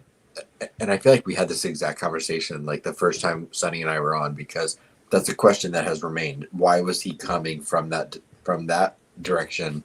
Yeah. And where did he head after? Well, what else do we know? Let's just assume that this is Richard Allen. This is 100% speculation. Let's just assume it's Richard Allen. He's coming from 300 North. Let's just say he left his house. How would he get there? What's the fastest way? Well, the fastest way is going to be this road right here. And, he'd leave his house here, and then it'd be this road, and it'd go all the way straight till you got to this intersection here. And then this road goes straight up till you hit 300 North, and then you can get there. But why go on this big old loop? Well, Abby's house is right here. You know, and if he's passing through here, I asked Greeno, he was on the show not too long ago, if from here you can see Abby's home. And he said, yeah. So if he's traveling around this big old loop, one reason could be he's checking on Abby's home. Another reason could be, and this was one of the questions when we had Steve on. He's the retired CSI guy who's also investigating or talking about this case True as crime well. web. Yeah. Yes, you know, and we're talking with him, and one of the things that we talked about is like, all right, if this was like a kidnapping gone wrong, you know, why is he going to walk from here? How is he going to kidnap them from here and take them all the way to the CPS building? I don't think it's a kidnapping gone wrong Right. like I used to think a long time ago. Right. I mean, So it's then, always an option. right. So then it kind of leaves one motive. One thing is, it was always going to be somebody's life was going to be taken. All right. Right. So, is it possible? And this is where I'm thinking. All right. So, what else do we know? We know that when the juveniles walked into the trail, they saw a guy walking back towards this area, and he was walking with a purpose. Right. Right. Like he knew where, like he needed to get somewhere. And shortly after is when Libby and Abby get dropped off. Now, my thoughts are, if he's over here at the property, not known to Ronald Logan, like if he came out here and he parked at the cemetery, and let's just say that this was some sort of premeditated thing, and he anticipated that he was going to put these sticks and do this whole thing, right? Is it possible that he was setting up and then he had been there a while? That's why he was dressed so heavy, and got word that the girls were going back, got back in his vehicle, left fastest way to get here and to park is right here, ain't it? Well, no, there's a parking. There's a designated parking area on the other side of 300. If you just went off screen from it, but right there. Care about mirrors? No. Well, I mean, the Mears would be the closest, but there is the Freedom Bridge parking lot is on the left side there of the bridge. Is it accessible from 300 North? Yeah. Well, I mean, like you see the parking lot right there where there's that white vehicle. White vehicle. No, yeah. See the Freedom Bridge. So go on the other side of the Freedom Bridge there. Yeah. The main parking area for the trails is right there. Oh, Right yeah. here? Yeah. Yeah. All That's right. the main So parking area for the bridge. There is the Mears lot. so here's the thing. I mean, we'd have to also be aware that he was going to. Well, it depends. I mean, the Mears lot is right here, right? Right. Unless he knew that they were going to park there, he didn't want to park his car there. And we don't know. Or if somebody else was parked there, maybe leaving at that time. Was there anybody leaving this area that morning around 1:30 or that afternoon? Did they stay on there that there's traffic there at 1:30? I'd have to reread the. I was going to say I'd have to by reread. Kelsey. All right. So if he leaves here, you know, and he's in a rush, like let's just say Abby says, or let's just say he's in contact with these girls by a phone, whatever, right? Let's say that that's the case. And he finds out that the girls somehow, he finds out that they're heading over there towards the bridge or towards the trail already. And he's out here. He's going to need to get there really quickly to beat them.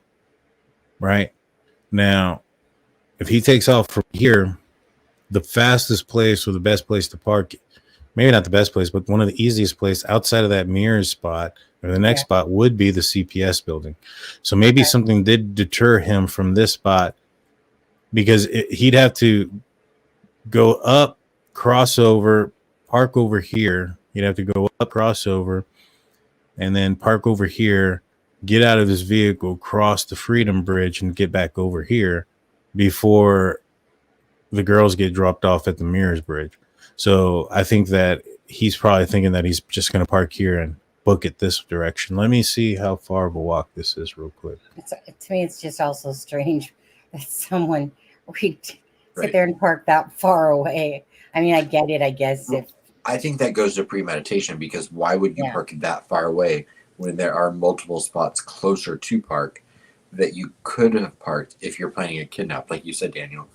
And I think further than, and I've heard this argued by people that live in, that you're like, well, people, why would you carry a firearm and a bladed weapon if you didn't plan to do something horrific that day?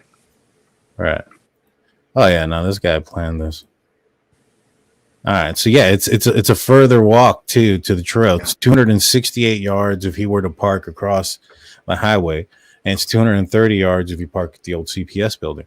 So my thoughts are the reason why he's parking there then is it's the fastest way to get to the trail before the girls can get there. See, I think it was the most inconspicuous place because he also backed into the spot he parked at, which in Indiana, you don't need a front license plate. Mm-hmm. So if you back into a spot, you're concealing your license plate number.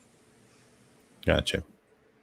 Well, I mean, yeah, but a lot of people park backwards.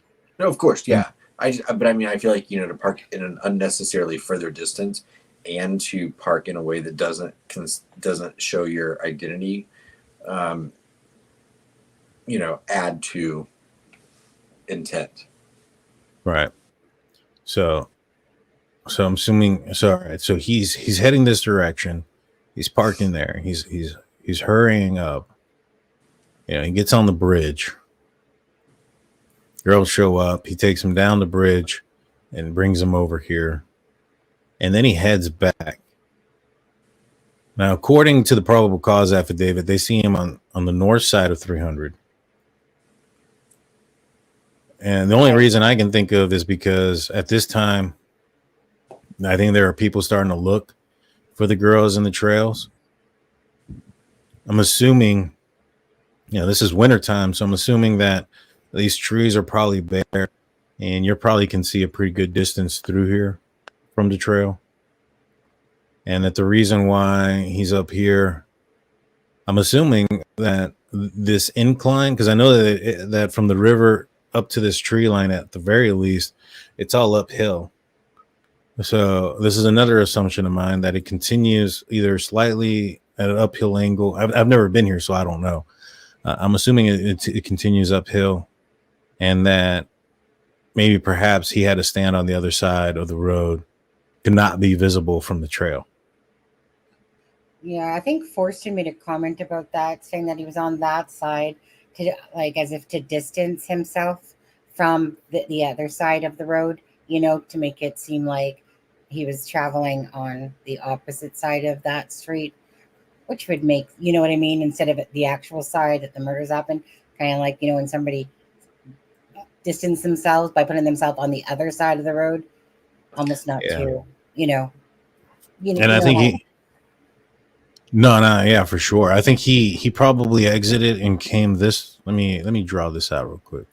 This is what I think happened: is crime is committed, exits here, probably starts to walk this direction. It's probably seen somewhere here, and probably decides that can't get on this side of the roadway because he's closer towards the trail. Can't stay on the highway because he'll be seen, and this is the way he ends up heading back to his vehicle, and that's why he's not seen on the Hoosier Harvest Store camera. Right. I mean, they did make mention of that. Was that in the 136 page? I'm trying to remember. That's also it's in the probable cause affidavit that where it was. Yeah, in the probable. That's sorry. I was reading a few different documents recently, so I knew I read that somewhere about that. And that would definitely be in the probable cause affidavit because it's corroborating evidence, especially now that he's saying that he was there at an earlier time or whatever the case may be. They can put evidence together and say, hey, he's first initially stated that he was there between 1:30 and 3:30. We have his video on camera traveling at this direction at 1:30. We have this vehicle traveling out of there at 3:30 where he said he was. We have what time did the muddy and bloody lady say she saw the person? Does it state? 3:57. Well, that's pretty close to 3:30. If you tell me. I mean, if you're looking at approximations, it's less than what 20. It's less than half an hour. So, Adam, wasn't that 3:57 for the Muddy and Bloody lady? Is that Carbaugh? Oh, Adam, you're muted if you don't know it. Yeah, Adam, he might be a stepped out, but you know, I'm assuming that's why there's no film of that. If it was him, if it wasn't, if that vehicle that passed by at 1:30 wasn't him, well then, I mean, it could have been just anybody else's, vehicle passing by at that time. It doesn't necessarily have to be his. It just so happens to collide or coincide with what his statement was. Mm-hmm. Alexa thinks that this is like a sexual fantasy that he had. I can't wrap my brain around, like, not that I cannot believe that with the evidence that they're showing that obviously only one person, one male with that description was on there, the path that they seen in a sense. I just can't wrap my head around like Richard Allen in general, meaning just because there's no social media stuff, and it's like somebody coming out of the woodwork in their mid 40s going, like, is it like, I don't know, like Alexa and that what we were talking about, like, is it a trigger, like Bryan Kohberger, for instance, right? There was a lot of shit stuff going around in his life, and next thing like I said, the 4 beautiful young lives were taking type of thing, and he was losing like his teaching assistant job or whatever it was that he was, and he wasn't be able to become a police officer and stuff like that, and his old, you know what I mean? So like you can see that with Richard Allen, we don't know squat about him at all, really, and so I just have a hard time in my head wrapping my brain around that some mid 45-year-old guy decided that he was going to, on a school day, on a snow day, would go down to the Monet Bridge and was on a mission, in a sense, like the girl said, a purpose, because that's how I always thought, on this purpose. And then all of this happened, and I just try to understand, like what, if it is Richard Allen, like what possessed him to, You can't put reason to an unreasonable mind, just kind of like in the Bryan Kohberger case. I was talking to a subscriber, and they couldn't grasp their mind around it also. And what I told them was like, there's a chance there that he's just a psycho. It's just crazy, and you can't put sanity into it. Like, and I told this person, I was like, let's talk about this. When you look at somebody who's callous enough to take the lives of 4 people, do you feel that there's like empathy there? Do you feel that there's, regret or remorse of what they've committed or done? You look at the harshness and the brutality in the manner in which their lives were taken, and probably in both of these situations, right? And I asked this person, I was like, do you think that the person that could commit this crime would probably have a feeling with remorse? I mean, have a problem with feeling remorse, have a problem with having feelings? And if the answer is, yes, doesn't necessarily mean that, everybody who has that issue is going to become a cold-blooded killer. But if you have somebody in mind and they check mark that box, because Bryan Kohberger had these statements out there that he had little to no remorse, that, he didn't have these feelings that he thought were supposed to be normal, that they were missing. And, well, I mean, that's something you would expect somebody, to have something like that, not necessarily saying that everybody that's like that or everybody that has problems with remorse and feelings are going to become a quadruple homicide, murderer. But it's kind of like this, like, for instance, when I at one point in my law enforcement career, I was going for the border patrol, and I had to take one of their border patrol tests, right? And on their test, one of the questions was like, everybody in the border patrol speaks Spanish, so that everybody that speaks Spanish is a border patrol agent. True or false? And that's false. To a certain extent, yeah, everybody that's in the border patrols, had to speak Spanish. And in the area that we were at, it was a must. You had to learn it, and but not necessarily everybody that knew Spanish, was a border patrol agent. Kind of the same thing, a serial killer. Not everybody who has those remorse problems turns into a serial killer. But I would think that more likely than not, if you have a serial killer out there, they probably have some problems with emotions and feelings. Right. Does that make sense? That's where corroborating evidence comes into play. Absolutely. Mm-hmm. Welcome back. So, okay. Yeah, I don't think that there's video of him leaving this area and or walking in front of it, because it would be in the probable cause affidavit, in my opinion. It would corroborate everything. I mean, you have everything corroborated. You have, one witness saying that they see this person and that person sees these 4 people on a bridge, and this is the time that they're passing by, and that these people are on this camera, and then you have these juveniles here that took a timestamp photo. So everything is corroborated. If there was something there to corroborate that he left at a certain time, it would be in there as well, in my opinion. Right. Do you think that the, just kind of go back before we call it a show full circle, but do you think that it's unfair, even if they remove the attorneys? Let's just say that the attorneys are removed.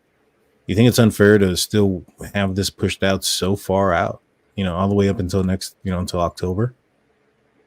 Or do you think that maybe perhaps, this case can go sooner? I think it could go sooner, because obviously that Scremin guy, he did an interview, was talking about Delphi. I mean, I guess I'll just be curious if they take on or adopt the whole Odinism angle, if they are continued on as the lawyers or not. Yeah, I don't know. This case is a mind F to me. Honestly, it hurts. It's ridiculous. Yeah, I can imagine. I think that the it took the prior defense team of Richard Allen a year to prepare for trial. So I can't see why, there wouldn't be the same reason given to the new defense team. Plus, they actually said in themselves that they needed that much time. I think they suggested November, and Judge Gold went back and said, well, this happened. There was Veterans Day, there was Thanksgiving, and so they said, okay, well, we could be ready in October of 2024. So the new defense team has kind of given that timeline of when they think they can be ready, but could they be ready sooner? I don't know. I guess that'll be up to the Supreme Court. Interesting. Yeah, I guess we still got to wait to see what truly happens here, right? With the Supreme Court and any rulings if, about Fran Gull, the judge, and they bring the old attorneys back or not, or that's just a wait and see, I guess, at this point. I just wanted to get back on course. And I'm one of those ones that I just like to watch things try to play out, even if it sucks, to play it out here. Can I ask you something, Daniel, quickly? Yeah. For Richard Allen, you got a guy that has put himself not only at the trail, You got a guy that's literally said, yes, I was wearing those same things and stuff like that. We can rest assured that LE has screwed up this case beyond belief to me. Whether it's the missing file, of Whiteman, I should say, Richard Whiteman, whether it's that, whether it's, like I said, just sticks. Do you feel like they must have something really strong besides what we're seeing against Richard Allen? Because I just don't feel confident at this point that there's not the reasonable doubt there. Even with confessions, like, meaning, because it's just, anyway, you know what I'm trying to say. All right. Well, when the best way to know that is to follow the cops. Have the cops had any warrants on Richard Allen for DNA or anything like that? Has that been shown? Yeah, they took DNA, I think. Yeah. Well, if they took DNA from him, that means that they have something to compare it to. You know what I mean? Unless the only reason to do that is in hopes that he committed a crime somewhere else, and that's going to, show history. You know what I mean? I think that's the only two reasons why you would take his DNA. And but when it comes to this case, you have to have a warrant for it, and it would have to be for this case specifically. You can't get a warrant for somebody's DNA to check the database for every case that's out there. That doesn't fly. So if they had a warrant for his DNA, then they have something there tying his, they have something with DNA. Now, if that DNA collection didn't happen until after his arrest, then it wouldn't be in the probable cause affidavit. Right. So I don't know when that was. When was it that they took his DNA? Was it in October when they did that? That was when they did the search warrant on his house, but I don't know if they actually did it. I can't remember if he voluntarily gave his. I honestly, I'd have to go back and look. I don't want to say one way or another. Okay. Yeah. I'm gonna look it up real quick. Yeah, could you? Because even I can't place that either. Let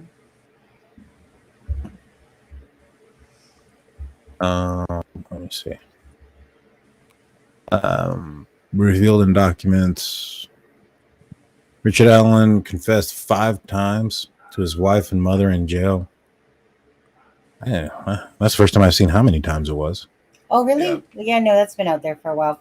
5 to 6 times. I mean, there were absolutely statements that said that by the ex-defense team that Richard Allen's DNA did not match to the crime scene. That's, I think, where I'm that's where I'm kind of getting the whole that he gave his DNA. But as of when he gave it, I can't remember.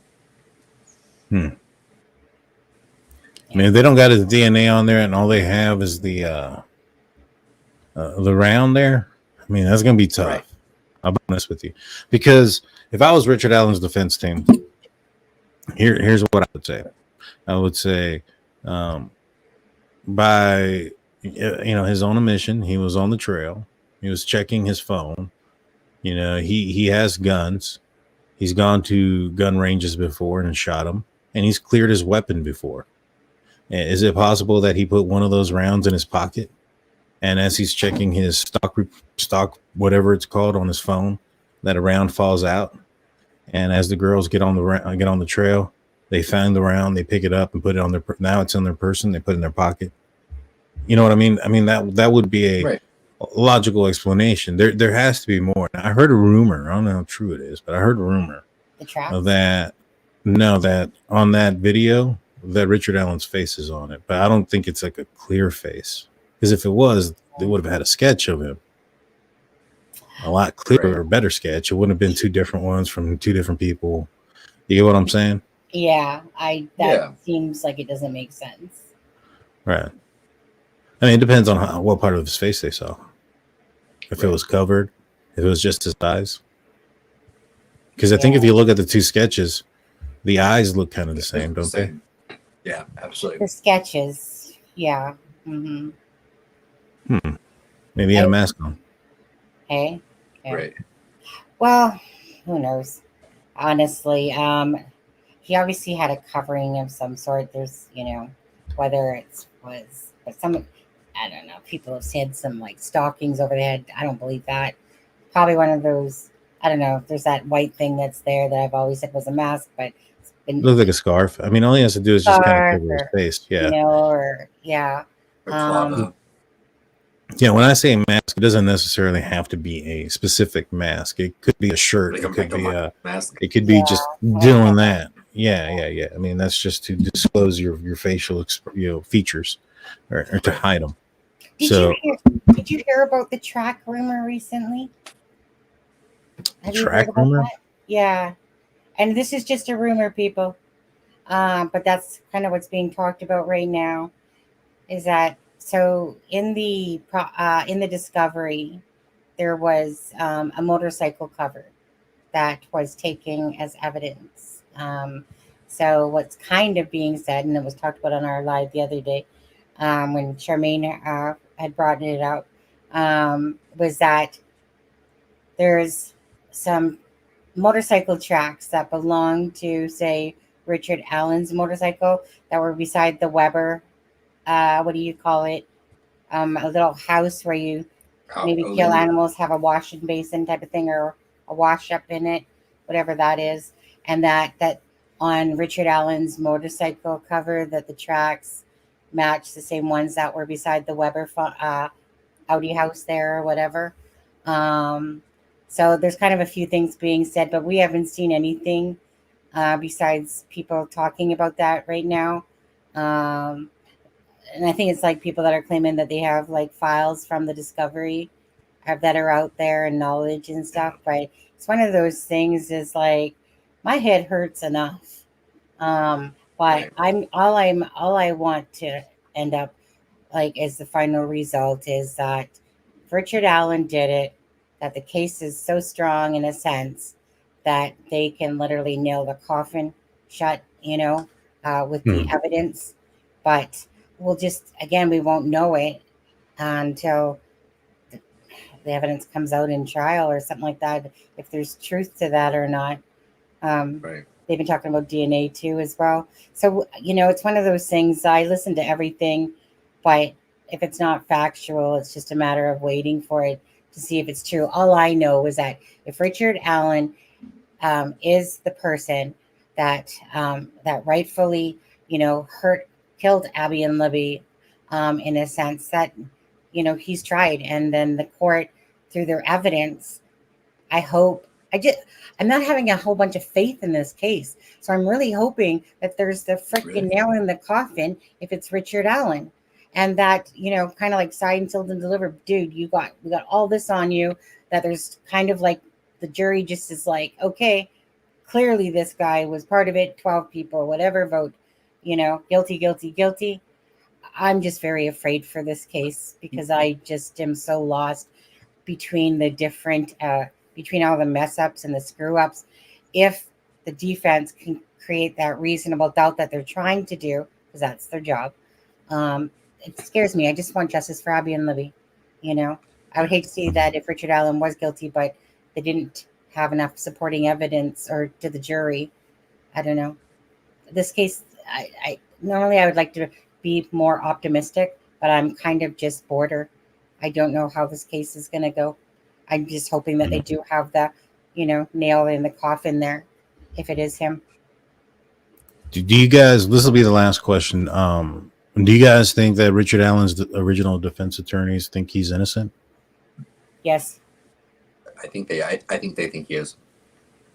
I want to say really quickly, with what Sonny was just saying, I feel honestly a little bit differently, only because when I look at the contrast between what the ex-defense team of Richard Allen put out in public filings and in the court documents versus what the prosecution put out, and I get the playing field is not even when it comes to pre-trial motions. The prosecution is very limited as to what they can release and what they can say. whereas the defense has a little bit more liberty. I have not seen one thing from the prosecution side of this case that has given me any kind of hesitation or uncertainty, because I've been surprised by how confident their filings have been, how brief their filings have been, and how non-dramatic anything they've said has been, which to me all indicate the prosecution feel like they have a strong case. Whether or not that is true, I don't know, but it's something that I've felt from every step of the way when it comes to this case so far, is that I feel like the state of Indiana feels like they have a very strong case against Richard Allen. Yeah. Thank you, Tara, for your 199 super chat. They definitely are some great guests. You know, when it comes to the lawyer thing, and it's, you know, do I think that they're telling the truth, or do I think that they think he's innocent? Now, one thing I've learned a long time ago is, especially when it's the lawyer's best interest in mind, you know, when their reputation is on the line, I don't always believe everything the lawyer says. So that's just my thing. I don't always trust them. I mean, not saying that they're all bad or any of those things. I don't always believe everything. Now let's look at this in context, right? Either they were going to be humiliated and have their reputation, you know, put through the dirt by the judge when, you know, they got removed off of it, or they were going to withdraw, which to, you know, the outside world, if I'm looking for a defense attorney, am I going to hire the guy that's withdrawing from the case? You know, that's also not going to look very well. Doesn't look very well to him. And what do they have to lose if they go in and say, hey, we were under duress, we have this or that? You know, the judge already made her order. It's not like they're going to come back and turn around and say, all right, you know what, because you did this, we're going to now, you know, throw this to the bar and we're going to take your license away. That would be what's the word I'm looking for? Retaliation. And then you can have something against them in that direction. So they're in a, you know, no-lose situation, really, you know, at this point. They can argue this, and they probably know that they're not going to win. But just the fact that they're putting out the, what's the word I'm looking for? The front, that they're trying everything or whatever, maybe that saves a little bit of face when it comes to other defendants. Right. Yeah, that's my thoughts only. Yeah. I don't take people's words at face value, really, in a sense. So, you know, with Richard Allen's like attorneys, like whether they're feeding us a crock of shit and know that he's, you know, did it or not, or whether they're portraying the image of, you know, he's definitely innocent, whatever. I don't care. I just, like I said, use my own gut, watch the whole thing play out, and it's going to play out the way it's going to play out at the end of the day. Absolutely. 100%. Guys, if you guys aren't aware or have not seen yet, it's a crime and shame. Make sure you go and follow, subscribe. The whole 9 yards. In fact, let me pull that up real quick so I can show everybody. It's in the description. And I believe, Aspen, you have your own channel as well, if you want to give that a plug. The one that he works on? I do. It's Aspen Connor. So yeah, it's all right. It's that name. Yeah. Yeah. Feel free to subscribe to both. Yeah. So. Do it. They hit 10K not too long ago. Yes. Thank you. Congratulations. Thank you to our supporters for that. Yeah. That was it was, you know, when you feel like you're just a yo-yo up and down and you're going nowhere fast. It was like forever. Finally, it was just like, you know, thank you guys for, you know, it's really just a number, but it's kind of like to a creator, it's just like a hurdle, like 10K, 20K, you know what I mean? It's a goal. So it's a goal. Absolutely. So it was just nice to finally get over that bound after all those months and months of, you know, sitting so close to it. So thank you to all our supporters for that. And of course, yeah, if you haven't heard of us, we cover Delphi and some other cases, but Delphi's come and revived itself again with a lot of different stuff. But yeah, anyway, thank you, Daniel, and Jaime thank you, and Daniel. Blue. We love our Drunk Turkey boys. A great group of guys. I appreciate you guys. Yeah. Iona Pear comes in with the last $2 saying, interesting show. Thanks to the panel. Thank you. We appreciate you guys. We're going to be back on Wednesday night. Not sure what we're going to be talking about. It's going to be me and Blue. Blue's probably going to get crazy. You don't want to miss it. Make sure you're liking, you're subscribing, you're sharing the content. Let's get it out to as many people as we possibly can. I appreciate it.